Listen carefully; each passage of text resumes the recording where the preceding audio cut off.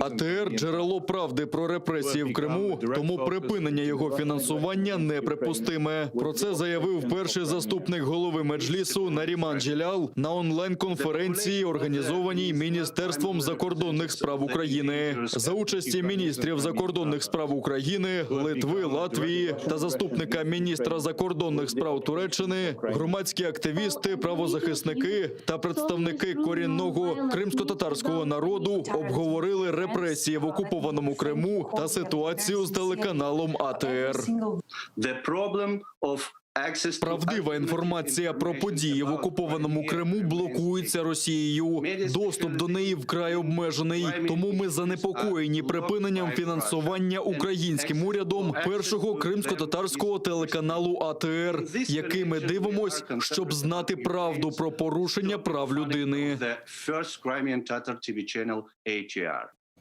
З держбюджету цього року Мінфін виділив Мінреінтеграції 348 мільйонів гривень на програму забезпечення інформаційного суверенітету України та розвиток мов корінних народів, що проживають на тимчасово окупованій території Автономної Республіки Крим. З них 50 мільйонів мав отримати телеканал АТР за кодом 2610, тобто як субсидію. Але міністр Олексій Резніков змінив призначення грошей на послуги, а телеканал, мовляв, має взяти участь в конкурсі. Але навіть умови цього конкурсу досі невідомі. Такі дії Міністерства реінтеграції залишили АТР без фінансування і загрожують подальшому існуванню першого кримсько-татарського телеканалу, який був змушений виїхати з Криму через окупацію.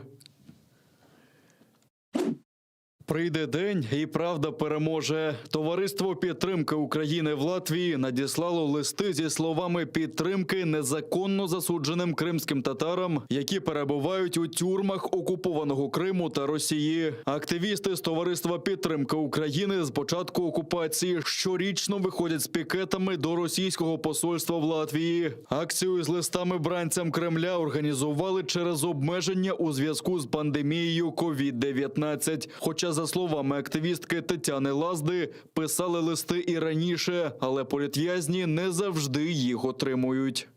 Листи ми надсилали і раніше, але оскільки ми зібратись не можемо ніяк всі разом, то ми кожен вдома з плакатом «Крим – це Україна» і мені надіслали фотографії.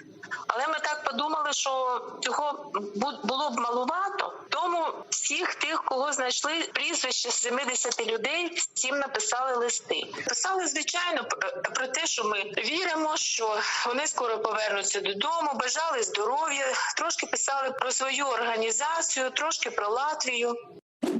Росія знищує самобутність українців та кримських татар і полює за незгодними. Про це заявив представник України в ООН Сергій Кислиця під час дебатів щодо ситуації з правами людини в окупованому Криму. За його словами, Росія жадає асимілювати корінне населення півострова і вже перекинула туди щонайменше 500 000 своїх громадян. Водночас полює на кримських татар, як це було минулої середи. Тоді в ході чергових масових облав були заарештовані ще 5 людей. Посол Кислиця нагадав російському делегату в ООН Дмитрію Полянському, що окупантам доведеться відповідати за свої злочини. А тема Криму буде закрита тільки після звільнення півострова. А за виправдання окупації варто було б нагородити російських дипломатів медалями Російського Міністерства оборони, каже Кислиця.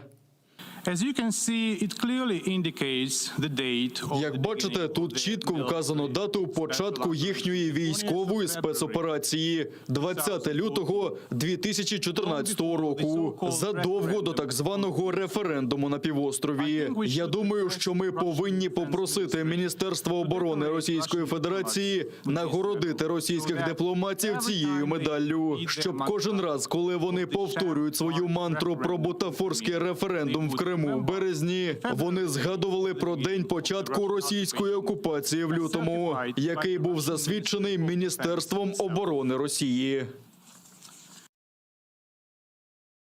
Крим перетворився на плацдарм військової загрози для вільної частини України та всього регіону, каже представник Німеччини Крістоф Хойсген. Він наголосив, що Росія наводнила півострів зброєю та військовими і регулярно проводить злочинні призови до окупаційного війська серед місцевого населення. Крім того, Хойсген нагадав, що Росія зобов'язана допустити на півострів міжнародні правозахисні місії.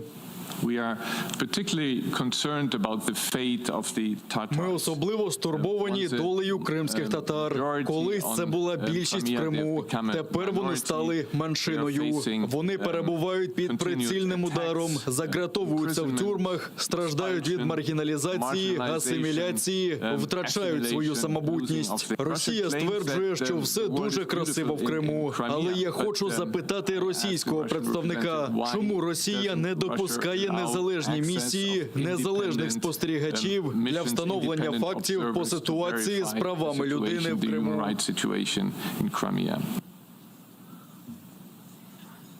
Это делают ежегодно около миллиона украинцев, по-прежнему отдыхающих на полуострове.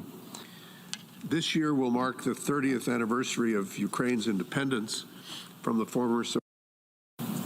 Вот мой немецкий коллега опять картинно сокрушался, что мы якобы никого на полуостров не пускаем. Спросите у ваших соотечественников, в том числе из Бундестага, которые регулярно в Крыму бывают. Лично вас, кстати, и мы, и крымчане в Крым приглашали. Может быть, вы просто поиздержались и намекаете, чтобы мы вам билет купили? Так скажите прямо, зачем темнить?